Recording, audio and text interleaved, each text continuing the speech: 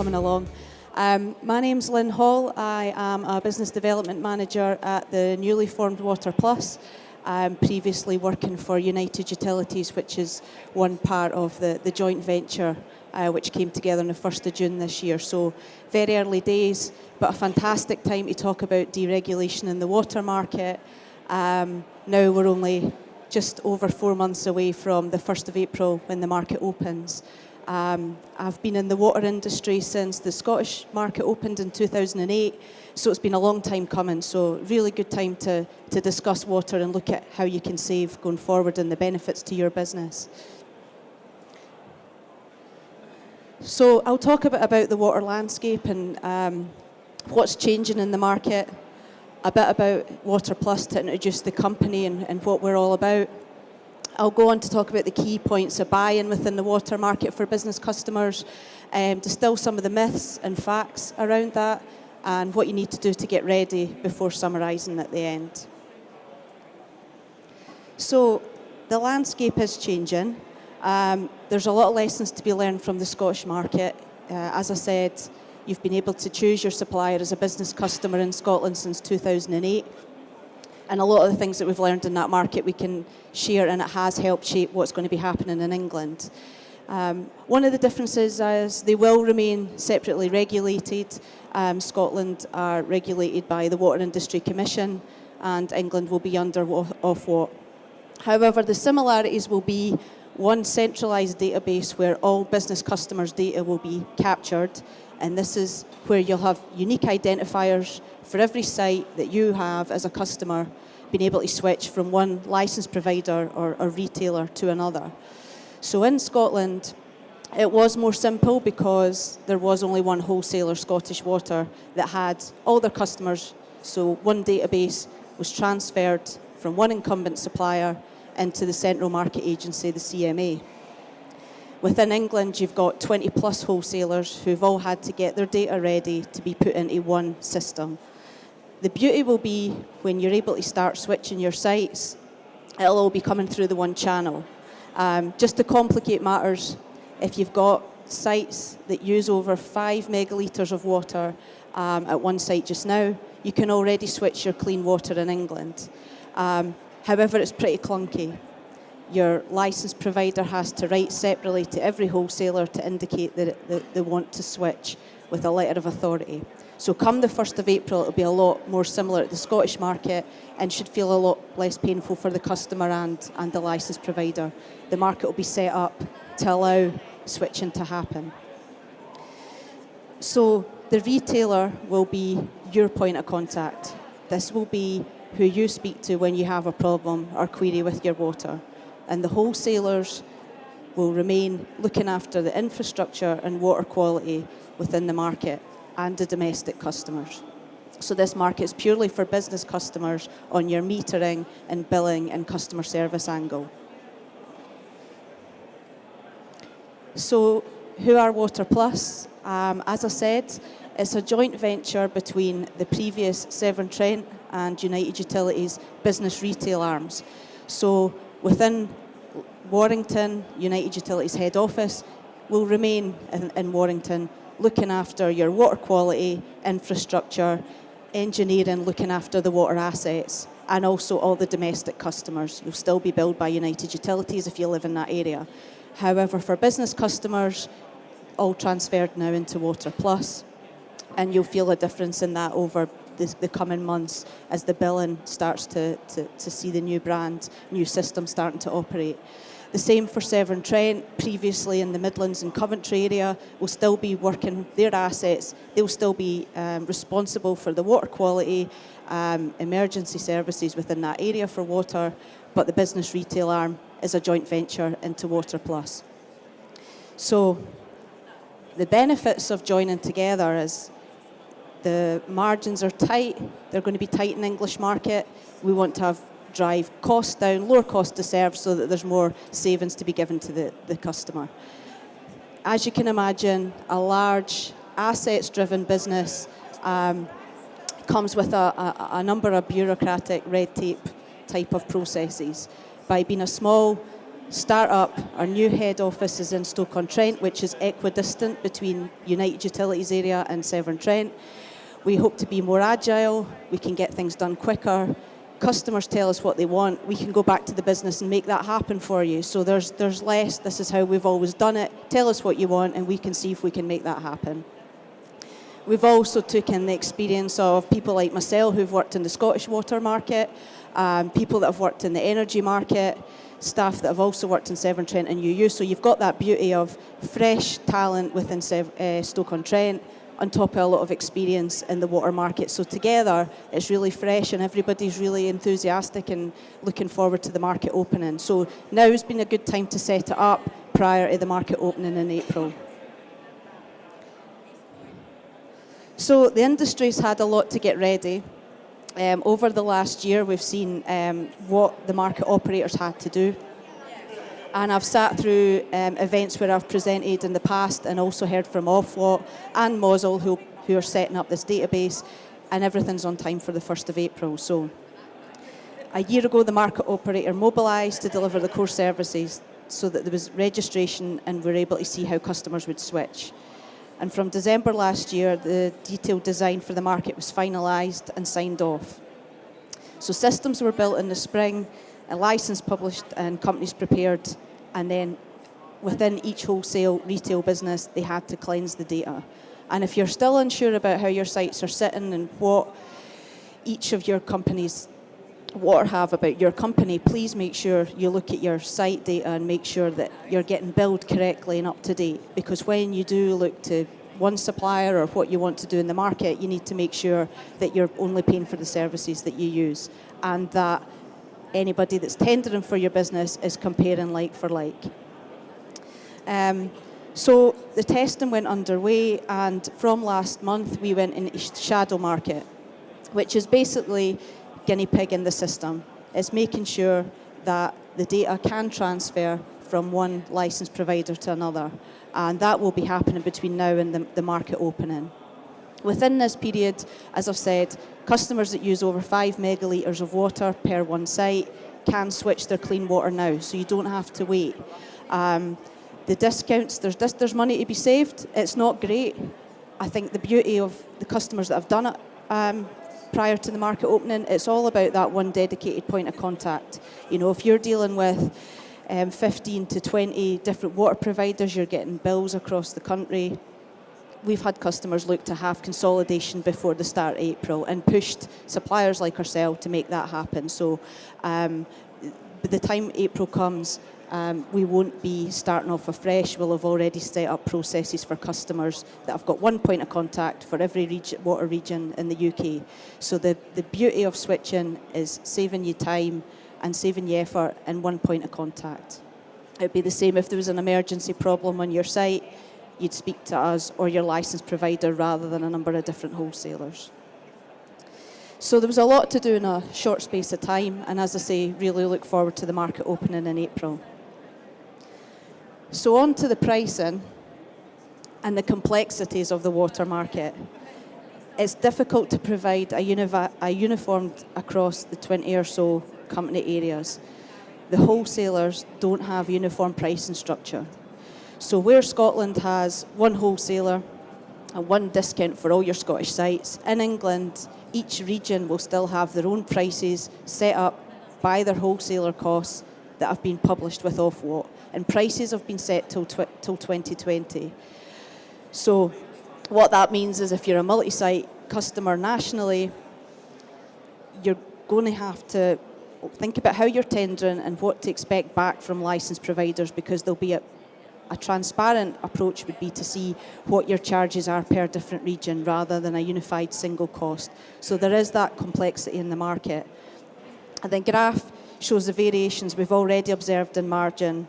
This is revenue per site when pricing a national contract for a large multi-site water user with similar sites across England. So it really depends on what the wholesaler's taking. And it's better to know that now than avoid any stings in the tail when you've come to get a price and then realise something's not quite right. Retailers may charge in different ways as well. So I'd like to dispel some of the myths that are currently circulating in the market. The first is that it's easy to develop a single unit rate across a customer's portfolio in different water areas. So the purple line there shows a company that I've had tried to make it easy for the customer with one average price across all the regions. However, the danger with that is if the customer changes a lot of their regions from where they're operating. So say you move a large industrial plant from one sector of the UK and geographically move it to another. How do you negotiate a single rate when there might be more margin in one area than the other? Would your supplier be able to be sustainable if that happened? And the second one we've heard is retailers promising a 5-year deal. Well, 5 years extends past this regulatory 2020 year where the prices are set till. So if you're offered a price for the next 5 years, what happens when we come out of that 2020 and we see what's happened with margins in the market, if it's squeezed or not? And so again, it's not a sustainable model. So it's important to understand that, and I'm sure it won't be until the market opens that you really, truly believe what I'm saying, that it is complex and hard to get your head round. And I've even had customers this week coming back and saying, your pricing's not looking like the other suppliers, and the other suppliers isn't saying the same as another. Sometimes it's easier to have it spelled out exactly what you're looking for comparing, or otherwise it's difficult to compare apples with apples. And it might be simple things like looking at different drainage charges or return to sewer allowances.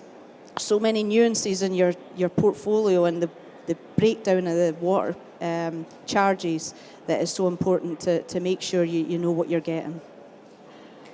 And how that retail price is broken down kind of goes to show my point that 90% of the charge is wholesale. So what you're paying your retail provider, 90% of it is going back to the wholesaler. So whether that's United Utilities, Scottish Water, Severn Trent, this is where we pay them. So that's the water quality, the infrastructure, the assets. And that orange part is the retail cost to serve. Again, back to the benefit of Water Plus, squeezing down that cost to serve by bringing two businesses together that have got large already portfolios of customers, so that we are bringing down our costs to improve the service and discounts given to you as a customer. And that's the net margin at the top, because obviously we want to be a sustainable business and profitable. So think about that again when you're tendering what it is you're actually paying for. As I've said already, don't mean to keep bleating on being Scottish myself, but there is a lot to learn from the Scottish market. It is the only place it's happened so far. So this is where we've seen data accuracy and still continue to see how important data accuracy is. I was presenting recently at the MAUC event and heard a licensed provider suggest that we take full responsibility for making sure the customer's data is correct. And in an ideal world, we'd love to be able to do that, and we will, as much as we can through our key account managers, work with you. However, there's an onus on the customer to work with your property departments to make sure when you're opening a new distribution centre, when you're closing a store, is that message getting passed to the procurement or whoever it is tendering for water? I've had beautiful examples of a multi-site customer sending a spreadsheet every Friday afternoon with every store opening and closing, and that's absolutely perfect because I would just drill down the postcodes and see which ones affected me. But I know it's not as simple as that, and sometimes I've heard customer sites are switching because I've had an email as a customer of theirs saying, your clothing store's shutting in this retail park and opening in this shopping centre. So I've had to go to the customer and say, is that right? So we can make sure your charges are kept up to date. It's really important. And I appreciate it's complex if you're a multi-site business. The other important thing about the water market opening, and to me one of the absolute key benefits to the customer, is the retailer-wholesaler relationship. So where costs maybe aren't going to be great in the English market to start with, I believe the customer service will be improved because wholesalers are driven by the retailers to give the customer what they want. So in Scotland, what we've seen is Scottish Water as a wholesaler just being able to deal with customers' queries as and when it was a monopoly business. By having 21 licensed providers breathing down their necks and wanting their individual customers' problems fixed, Scottish Water had to very quickly set up their business to be able to cope with the demands of each of the licensed providers, set processes and timescales that was suitable for the customers. And I believe that's what the main benefit will be when the English market opens. If you've got a problem with your meter, I'll believe it will be fixed if you've got the right retail provider to look after that for you. And if you don't, guess what? You've got a choice, so you can switch. So you're king at the moment. We also see participants, including intermediaries in the water market. And again, my colleagues that have previously worked in the energy market knew that this is what would happen, that a lot of deals would be brokered via third-party intermediaries. And so we embrace that, and we've got specific business development staff to look after brokers and their needs for their end customers and deal with end customers how the broker prefers. So that's important as well.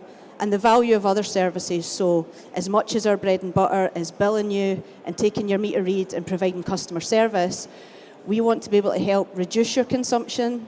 And the reason we want to do that is to keep you as a long-term partnership customer approach, that we can write case studies together. So it's about leak detection and repair, AMR to support ensuring you know what you're spending and where to avoid leaks in the first place, right up to DAF plants and looking at your trade effluent consent and making sure that you stay compliant. And this is all to ensure a sustainable business growth and low cost to serve. So water retailers, same but different. As I say, we provide the customer service, the billing angle. We like to provide key customers with a dedicated account manager, so you've got one point of contact. When the English market opens, that account manager will be accountable for all your problems, regardless of where your sites are if you go for one supplier, and you can rely on them to make sure your problems are sorted, rather than having 15 to 20 different water companies providing you bills.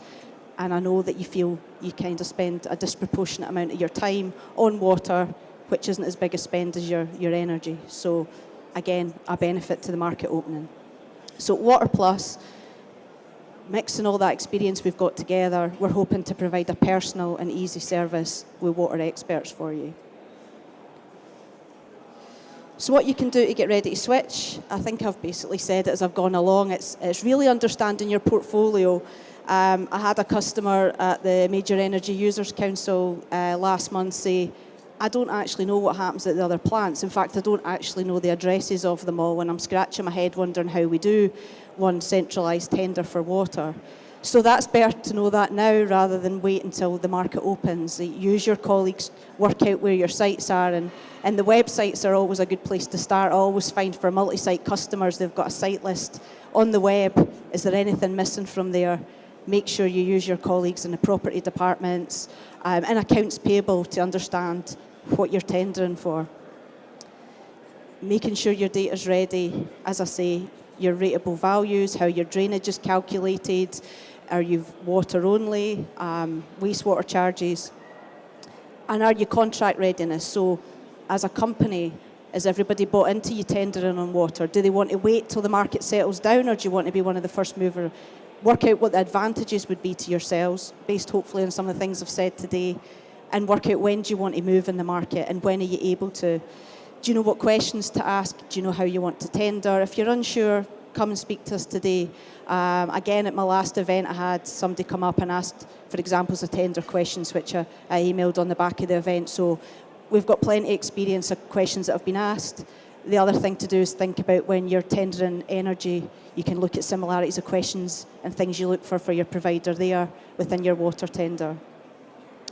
And any added value services, you can tender for automatic meter readers or leak detection completely separate, or chuck it in your water tender. You know, we can price with AMR, so you get a less discount, or we can price it separate. Whatever suits you, just ask. We're always acceptable to anything. So success looks like the market opening in time, and as I say, I've not got anything to think otherwise that it will open. We talk about the 1st of April next year, but it's actually a Saturday, so it's probably the 3rd before we'll feel the touch. I honestly believe that you'll get better value. As I say, you'll go forward having a choice. If you're not happy with one of the suppliers you've got, think and rely heavily on one that you do get the good service from, and think about when you want to tender. You know, some customers have a few sites, 1 or 2 sites in one region and a lot in another region. So they're not going to tender everything in one big bang. They're going to get rid of where they've only got 1 or 2 sites with 1 or 2 providers and end up with 2 or 3 providers. So they're doing a soft touch before they go for one full single tender. And that allows you to test the service you're getting from one to another. The bread and butter, of course, is your billing. Have you got accurate meter reads? Your bill is accurate and easy to pay. So that would be what success looks like. And a pain-free switching process, which, as I say, hopefully lessons from how that works in the Scottish market will transfer into England. A Scottish customer can switch within 10 working days, and it's really, really simple. With a wide choice of retailers, and we know the number of licence providers that are looking for a licence in England at the moment is similar to what we've got in Scotland. So as well as your current incumbent monopolised water companies in England, some of the niche players that have came into the Scottish market are also looking for a licence in England. So I believe there's plenty of choice. And speaking of which, just to summarise, you do have a choice. Take this time to understand the market, understand who's out there. Scotland on Tap's a good website. It shows you who the players are in Scotland at the moment. It might help give an idea who's looking for a licence in England. Get your data ready, work out how you're going to tender, and know what you're looking for. You know, I had a customer say, Lynn, don't give me any of your bump about account management and added value services. I just want a one-pager with your price. So that's what was provided. Won the tender, and then it was like, that's not what I expected the bill to look like. So reactively, we're working to make sure the billing's right, but ask us for an example of our bill. Make sure it covers everything you want, or put down bullets in the tender of how you want and what you want included in your bill. Because if you don't ask, you won't get. And as I say, talk to us today. We're just at the stand right behind the theatre, and I'm happy to discuss anything you want to on that water market. So thanks very much for your time.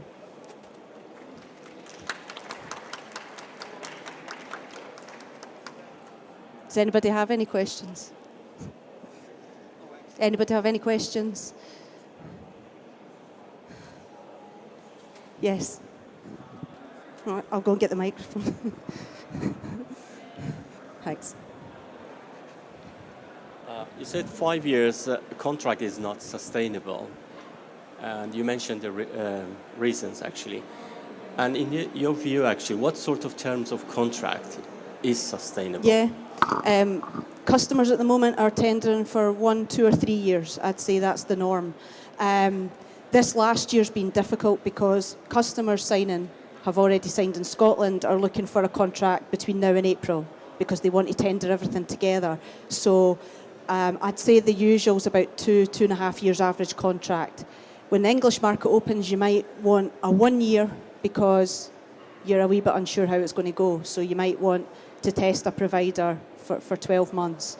But yeah, there is customers in Scotland who have been signed for 5 years, and the discount they've been given is unlikely to be sustainable going forward. So that's what we want to make sure.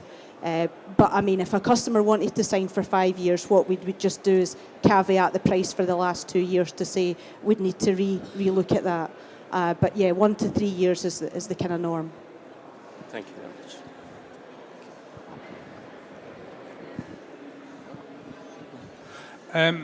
Where a site has got a water supply bill and a sewage bill from a separate supplier, pulling together with Water Plus will put that onto the same bill for both services, yes? Yes. We've obviously already gone through that experience because we have our Scottish customers on billing systems, we have our Severn Trent customers, and we have our United Utilities. So already we're going through that process of moving from old billing systems onto our new MECOM system, which has been set up specific for the competitive market. So if you've currently got clean water with one provider and waste with another, that's absolutely no problem. They'll have separate supply point IDs. We would transfer them both in. You could have them on the same bill, or you could continue getting them billed separate, whether it's a parent or child bill, that's not a problem.